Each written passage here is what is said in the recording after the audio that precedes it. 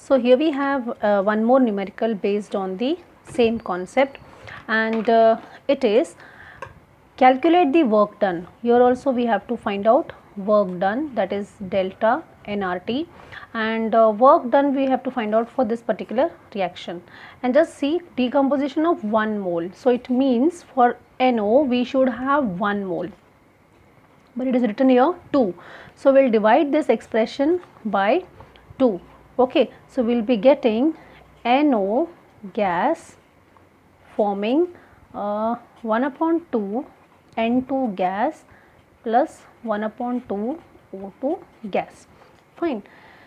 Now what we will do is we can calculate delta N is equal to half plus half, okay, minus 1. Please remember you have to look at the physical state also.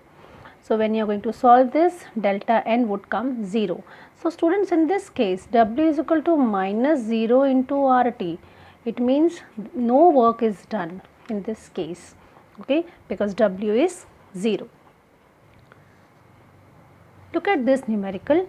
It is ammonium nitrate decomposed into N2O and 2 molecules of H2O. Now the question is calculate the work done, and again the reaction is given. So W is equal to delta nRT, you have to keep in your mind, okay, but the question is calculate the work done for the 2 moles. Now see, in the reaction they have given only 1 mole. So what I will do, I will multiply this by 2, I will multiply this by 2, this will become 4. Okay, now it is easy that delta N would be number of moles of gaseous product minus number of moles of gaseous reactants. So product, when I see I have N2O, I will write 2 plus 4, and for the reactants it is solid. So I will not write any digit, it is 0, because number of moles of gaseous reactant and products are taken into consideration. So students, now it is very easy, minus, instead of delta N I am writing here 6, and R is 8.314 and temperature is 373 Kelvin.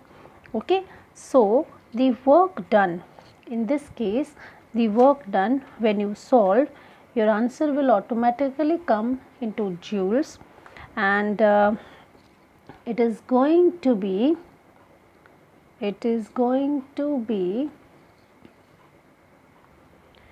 so we are going to get over here minus 18606.7. okay. So let us convert this into kilojoules. We will divide this by 1000. So when you divide by 1000, the decimal will shift by 3 places. So we are getting 18.61 because this digit is greater than 5. So our answer is minus 18.61 kilojoules. Here we have numerical based on Hess law. Okay. Now how we are going to solve this? Let us read the question. Calculate the standard enthalpy of formation of methanol. Formation of methanol. So students, first of all we will write the reaction wherein methanol is getting prepared. Okay. When methanol is prepared, its standard state is liquid. Now what is enthalpy of formation? Enthalpy of formation is the enthalpy change accompanying a reaction in which 1 mole of a particular compound in its pure state is formed from its own constituent elements in their standard state. Okay. Now the standard state of carbon is solid. Okay. Hydrogen is H2 and it is gas, and oxygen is O2, it is also gas. Now when we write this, let us balance this equation now. Without balancing we should not move ahead for this type of numericals. So if you see, carbon is already balanced, hydrogen here we have 4, so I write here 2H2. Now the meaning of the question is we have to frame this equation, okay, using the 3 equations 1, 2, 3. Using these 3 equations we have to frame this particular equation. Let us see how we can do this. Okay, you have to concentrate on the answer first, okay, on the this reaction which I have put 2 stars. So we have to look out for a reaction wherein we get carbon in the reactant side. We get carbon in the reactant side. Yes, we have equation number 2. Okay, so equation number 2 will give me carbon towards the reactant side. Fine. Now I have to get H2 towards the reactant side, but it has to be 2H2O. So what I will do, plus equation 3, but equation 3 I will multiply by 2. Okay, let us move on to next, that is oxygen. But yes, what I will do for this now, for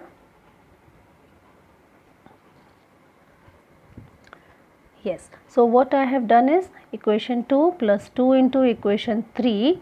Okay, now doing this I will be able to get 2H2. But what about oxygen? Yes, have a look at the reaction, that oxygen is 2 over here and here it is only 1. So we will have to write here half. Okay, now how do I get oxygen towards the reactant side? Let us find out. Yes, can we get from any of the other side? Oxygen, students, if you concentrate, you can get oxygen either from here or from here. So keeping this on hold, let us move on to next. I want methanol towards the product side, towards the product side. So I'll write plus reverse, okay, reverse equation 1. Fine. Let us see when we do this whether we are in a position to get the required answer or not. Okay, so equation 2, I am just copying the equation 2, that is carbon is there and plus oxygen is there and CO2 gas is there. Okay, then plus 2 into equation 3. So this is my equation 3. I write here 2H2 plus 2 upon 2 will get cancelled. I write here 2H2O liquid. Okay, and then comes the third, that is reverse. Now when I say reverse, the delta H value becomes negative. Okay, we'll come to this in few minutes. Fine. So reverse equation number 1. So equation number 1 is this. When I will reverse, the product will become reactant and the reactant will become product. So I wrote methanol plus 3 upon 2 O2.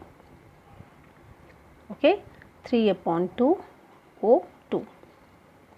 Now why I wrote here minus and all that I will explain you. Equation 2 I have written. What is the value of equation 2's enthalpy change? It is minus 393. And this equation, that is equation number 3, it is, we have multiplied by 2. So I will multiply the delta H value also by 2. So minus 2 into minus 286. And what about this equation? We have reversed it. So I will put minus. Whenever you reverse, you have to put minus. And now I will write the actual value of delta H for this particular reaction. Okay. So we were discussing that we want the required equation as this. Fine. Now if you see here, it is carbon, solid, oxygen gas, hydrogen gas. Okay. This is also gas, this is also gas, this is liquid and this is gas. Okay. Now just check over here. We will check the delta H values. Okay. Delta H naught value of carbon plus oxygen is minus. Yes, it is minus. So I put tick mark. Okay. Now next is 2H2. So we'll have to write plus. Okay. We'll have to write, I have written minus, I'll put plus. Okay. It is plus. Then 2 into, what is the value of this equation? Minus 286. I wrote minus 286. Now when it is written reverse, then we write minus. Okay, and equation 1, so equation 1 is minus 726. Fine. So these three values are properly written. Now look at the reaction now. What is going to happen here? CO2 and CO2 will get cancelled. Okay, then 2H2O liquid and 2H2O liquid will get cancelled. Fine. We are left out with carbon solid plus 2H2 gas, okay, then plus look at oxygen, it is actually 2O2, and here we are having 3 upon 2O2, okay. So 2O2 and 3 upon 2O2, it is like 2 minus 3 upon 2, so answer would be half. So I write here half O2 forming, what is left now? Yes, we have CH3OH liquid. So this also got cancelled and we got here half O2. Now we have to solve these values, okay. When you calculate this particular value, then you are going to get answer, the final answer then you are going to get as, it would be minus 239 kilojoules per mole, okay. Just see, it is minus 393 minus, plus minus will become minus 2 into 286, okay, then plus 726. Now let us read this question. The enthalpy change for the reaction is already given, so I will write here that delta H is equal to minus 620 joules, okay, fine. Now they are saying that when 100 ml of ethylene and 100 ml of H2, it means this is also 100, this is also 100. By default we will get it 100. Why? Because Gay-Lussac law, one volume will combine with one volume to give one volume. So if this is 100 and reacting with 100, you will get 100 itself, okay. So here itself they have given us the hint that change in volume is 100 minus this 100 plus 100, that is 200. So it is minus 100, it is minus 100 ml. Now what is this ml? Minus 100 ml, we have to convert this to liters.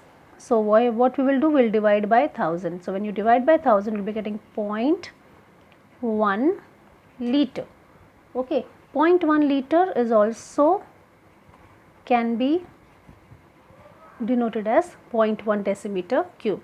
So far I have only written what is delta V, because I am coming closer to the actual question. Calculate the pressure, volume, type of work done and delta U. So they are asking what is the pressure, volume, type of work, okay, this they are asking, and they are asking what is the value of delta U, okay. So let us solve this, fine. Now we are having with us the value of, let us see, pressure is there or not. Yes, pressure is 1 bar given and volume is given in liters.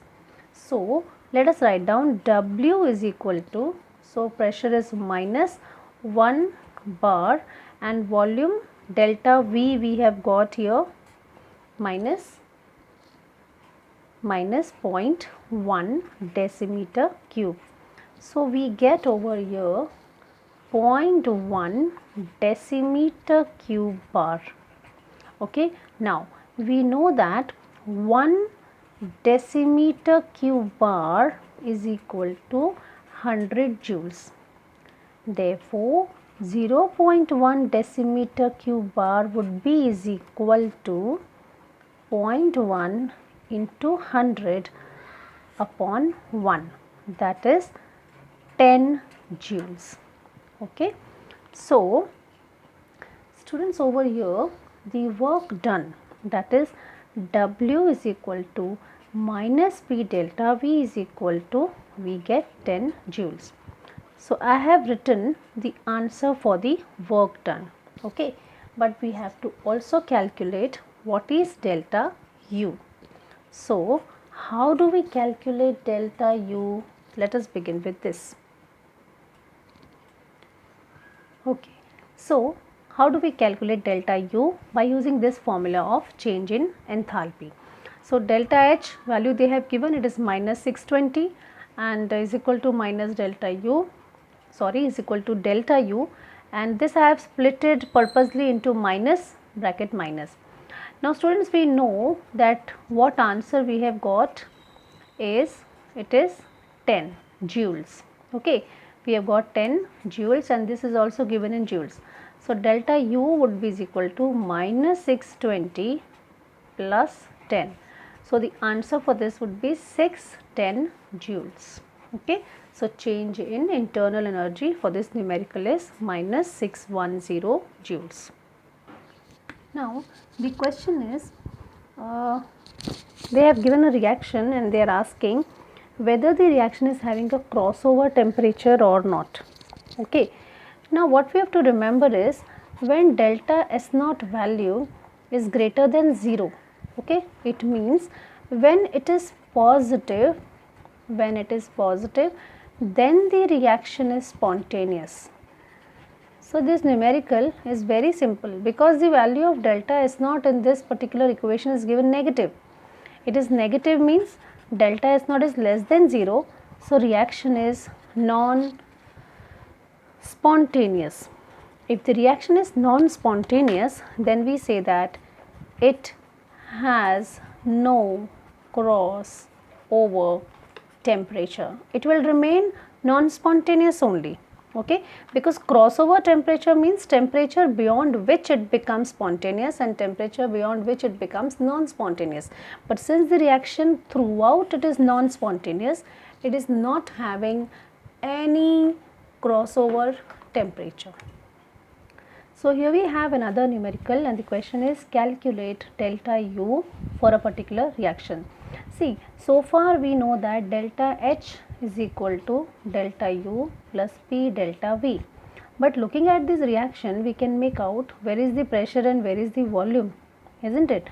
So what we will do, we will replace it by, we can write here plus delta nRT. Okay. Now this delta nRT, how we are going to solve this? Okay.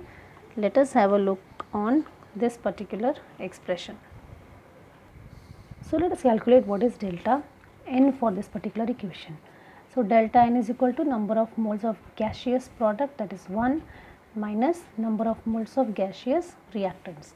So this is also 1. So we will be getting 1 minus 2, that is minus 1.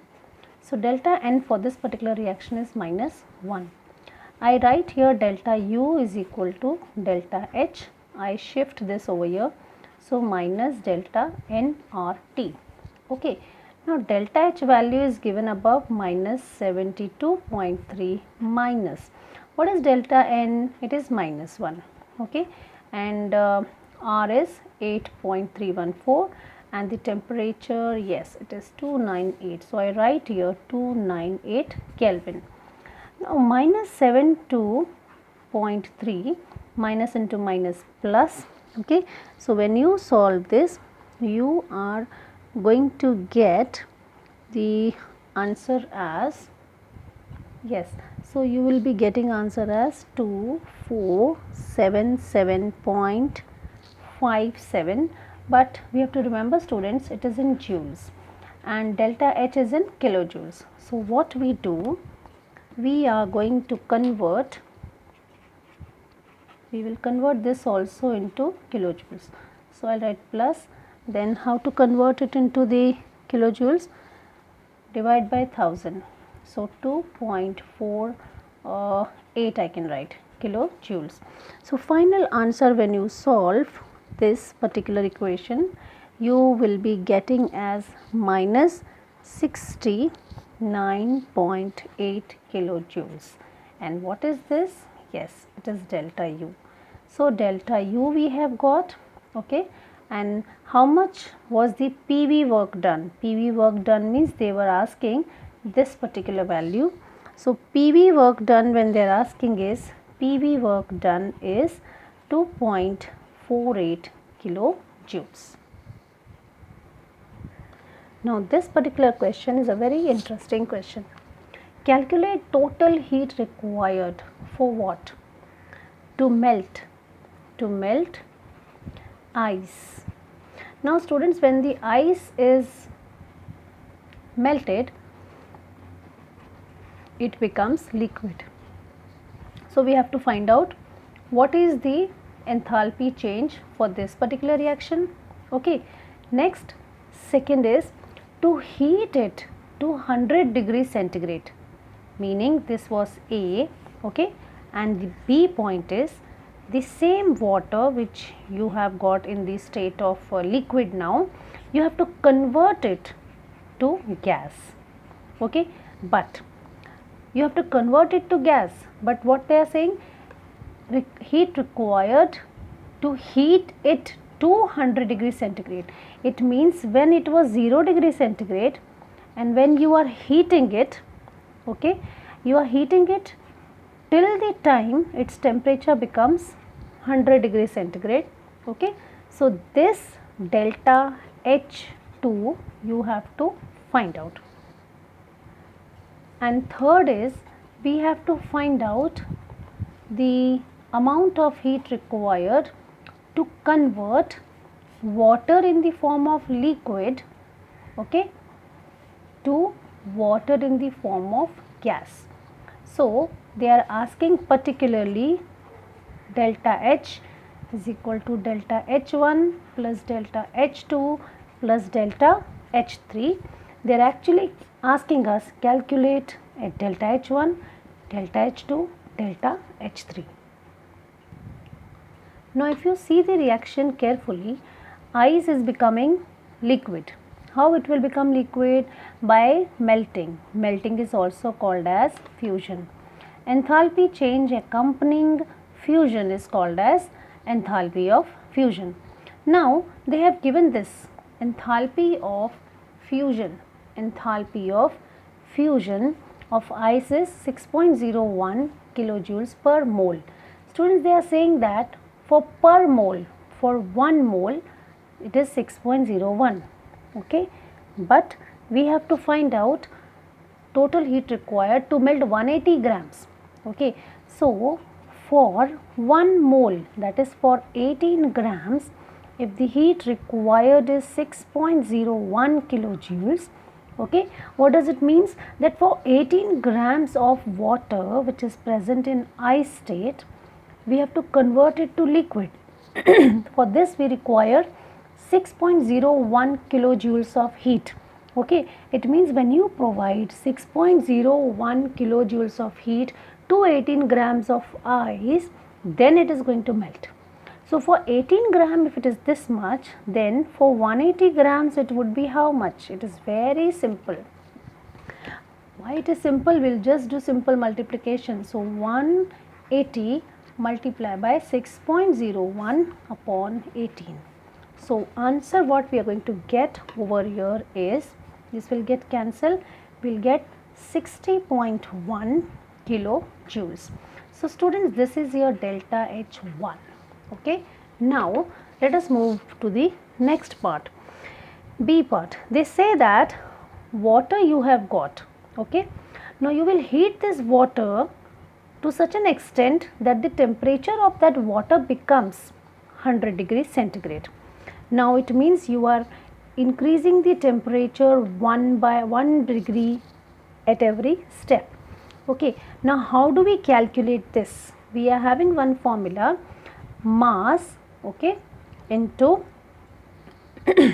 mass into specific heat, that is C is specific heat, into change in temperature, okay. Mass of the water we are having 180, and delta T means how much change in the temperature we want. We are heating it, how much change in temperature we want? 100, isn't it? 100, okay, by 100 Kelvin. Are you understanding? If I write here 273 Kelvin, I will write here 373 Kelvin. So what is the raise? That is 100 Kelvin. This is 180 gram. Now what is this C? Specific heat of water. See, it is written specific heat of water is 4.18 per joule, okay, gram per Kelvin, okay. Now what is the meaning of this? Meaning is this: if we take 1 gram of water and we increase the temperature by 1 Kelvin, we have to provide 4.18 joules of heat. Are you understanding? If you take 1 gram of water, okay, Understood? You take 1 gram of water and you heat it. You heat it, and if the temperature rises by 1 degree centigrade, okay, temperature rises by 1 degree centigrade, then how much heat are you providing? That is 4.18 joules. It means to raise the temperature of 1 gram of water by 1 degree, 4.18 joules of heat is required.